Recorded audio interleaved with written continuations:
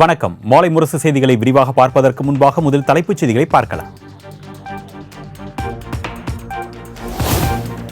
அமமுக பொதுச் செயலாளர் டிடிவி தினகரனும் சசிகலாவும் திடீர் டெல்லி பயணம். இரட்டை இலை சின்னம் தொடர்பான விசாரணை தேர்தல் ஆணையத்தில் நடைபெறவுள்ள நிலையில் டெல்லியில் முகாமிட்டிருப்பதால் அரசியல் வட்டாரத்தில் பரபரப்பு.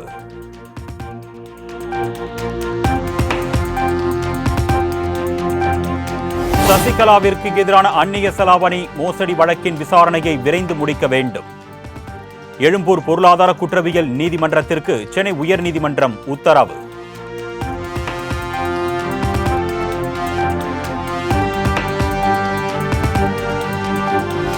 கேரளாவில் வைக்கம் போராட்டத்தில் தந்தை பெரியார் நூற்றாண்டு நிறைவு விழா.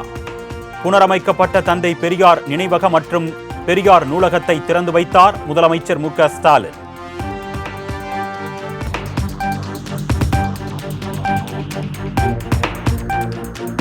சமூக நீதி வரலாற்றில் இந்த நாள் பொன் எழுத்துக்களால் பொறிக்கப்படும். இந்தியாவின் ஆளுமை மிக்க தலைவராக பினராயி விஜயன் திகழ்வதாகவும் முதலமைச்சர் மு.க. ஸ்டாலின் புகழாரம். வரலாற்றையும் இந்த நாள் பொன்னெழுத்துக்களால் பொறிக்கப்படும். பெரியார் தொடங்கிய திராவிடர் கழகத்தினுடைய தலைவர் ஐயா ஆசிரியர் அவர்களுடைய முன்னிலையில் பேரறிஞர் அண்ணா அவர்களால் தொடங்கப்பட்ட திராவிட முன்னேற்றக் கழக தலைவரான நான் தமிழ்நாட்டினுடைய முதலமைச்சர் என்ற பொறுப்போடு இந்த நினைவகத்தை திறந்து வைக்கிறது.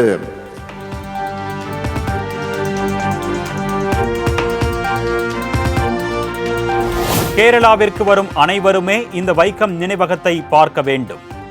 ஒடுக்கப்பட்ட மக்கள் எப்படி விடுதலைக்காக போராடி வெற்றி பெற்றார்கள் என்பதை தெரிந்து கொள்ள வேண்டும் என்றும் முதலமைச்சர் மு.க. ஸ்டாலின் வலியுறுத்தார். சமூக அரசியல் போராட்ட வெற்றியின் சின்னமா இந்த வைக்கம் நினைவகம் உருவாகி இருக்கு.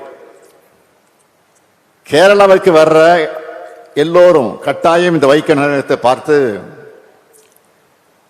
ஒடுக்கப்பட்ட மக்கள் அடிமை விலங்கை உடைச்ச வரலாற்றை தெரிஞ்சுக்கணும்.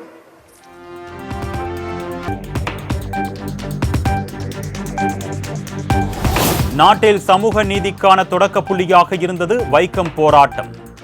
சட்டத்தை மட்டும் இயற்றி சமத்துவத்தை கொண்டு வர முடியாது, மக்கள் மனதில் மாற்றம் வர வேண்டும் என்று முதலமைச்சர் மு.க. ஸ்டாலின் பேச்சு.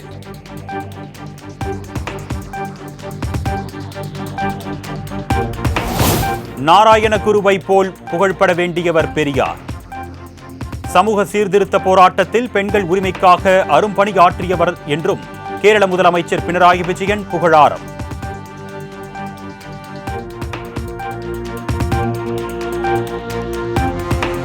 நானும் ரவுடிதான் படத்தின் படப்பிடிப்பு காட்சிகளை அனுமதியின்றி பயன்படுத்தியதாக நயன்தாரா மீது தனுஷ் தொடர்ந்த வழக்கு.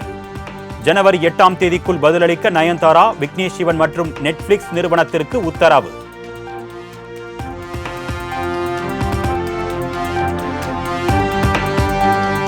வங்கக்கடலில் நிலவி வரும் ஆழ்ந்த காற்றழுத்த தாழ்வு பகுதி அடுத்த 12 மணி நேரத்தில் வலுவிழக்கக்கூடும்.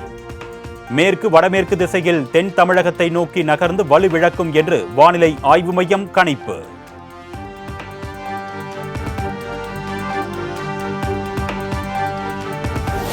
கனமழையால் சென்னை நுங்கம்பாக்கம், எழும்பூர் உள்ளிட்ட பகுதிகளில் முழங்கால் அளவுக்கு தேங்கிய மழைநீர்.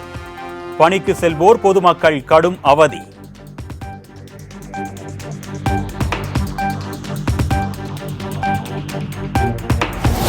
சென்னையில் விடிய விடிய வெளுத்து வாங்கிய கனமழையால் கோயம்பேடு சந்தையில் தேங்கிய மழைநீர். முழங்கால் அளவிற்கு தேங்கியுள்ள மழை நீரால் வியாபாரிகள் பொதுமக்கள் கடும் அவதி.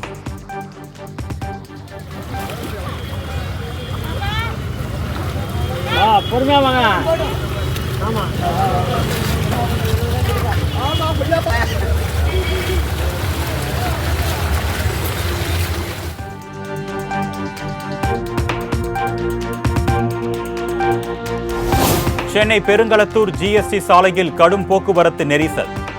சாலையின் இரு புறங்களிலும் ஏற்பட்ட பள்ளத்தில் மழைநீர் தேங்கி நிற்பதால் வாகன ஓட்டிகள் அவதி.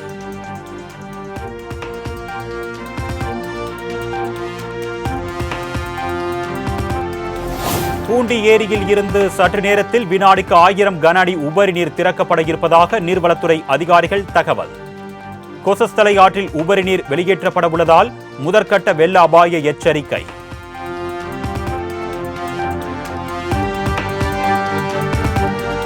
செம்பரம்பாக்கம் ஏரி 80 விழுக்காடு நிரம்பிய நிலையில் உபரிநீர் திறப்பது குறித்து அதிகாரிகள் ஆலோசனை. நீர்மட்டம் 22 அடியை நெருங்கும் நிலையில் விரைவில் உபரிநீர் திறக்கப்பட வாய்ப்பு.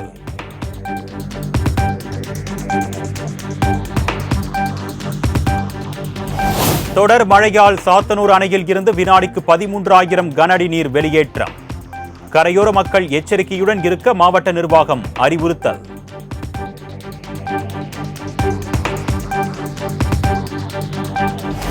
சென்னை மெரினா பட்டினப்பாக்கத்தில் கடல் சீற்றம். பொதுமக்கள் யாரும் கடற்கரைக்கு செல்ல வேண்டாம் என்று போலீசார் அறிவுறுத்தல்.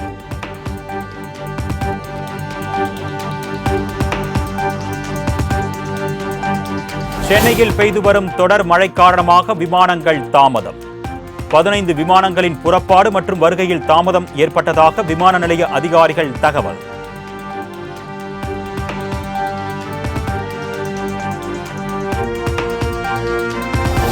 கடந்த 24 மணி நேரத்தில் நாகை மாவட்டம் கோடியக்கரையில் அதிகபட்சமாக 18 சென்டிமீட்டர் மழை பதிவு. தலைஞாயிறு பகுதியில் 15 சென்டிமீட்டர் மழையும், வேளாங்கண்ணியில் 13 சென்டிமீட்டர் மழையும் பதிவானது.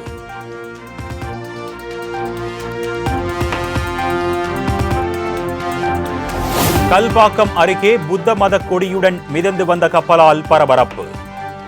பழுதடைந்து கப்பல் மிதந்து வந்ததா அல்லது தீவிரவாதிகள் ஊடுருவலா என மத்திய பாதுகாப்புத்துறை போலீசார் விசாரணை.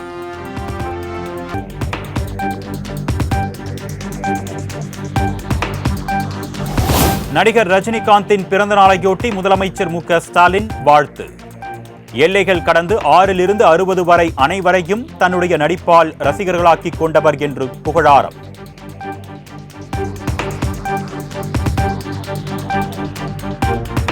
நடிகர் ரஜினிகாந்த் பிறந்த நாளையொட்டி எடப்பாடி பழனிசாமி, அண்ணாமலை, கமல்ஹாசன், அன்புமணி உள்ளிட்ட தலைவர்கள் வாழ்த்து.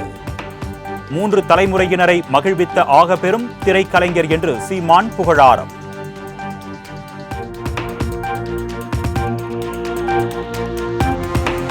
நடிகர் ரஜினிகாந்தின் 74வது பிறந்த நாளை முன்னிட்டு நள்ளிரவில் அவரின் வீட்டின் முன்பு கேக் வெட்டி கொண்டாடிய ரசிகர்கள்.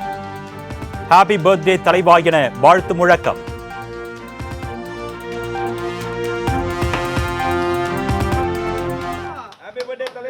Happy birthday, Talaiva! Superstar! Happy birthday! Happy birthday, Happy birthday!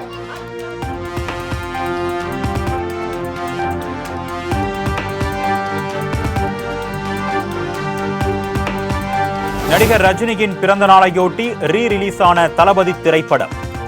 திரைப்படத்தை காண சென்னை ரோகிணி திரையரங்கில் குவிந்த ரசிகர்கள். ரொம்ப ஃபேன், சின்ன வயசுலேருந்தே ஃபேன், அவரோட ஃபேனு. ரொம்ப நாள் கழிச்சு இந்த மூவி வர்றது எனக்கு ரொம்ப ஹாப்பியாக இருக்குது. அதனால் விஷஸ் சொல்கிறதுக்கு வந்துட்டேன். Thank you. Happy birthday, sir. Happy birthday.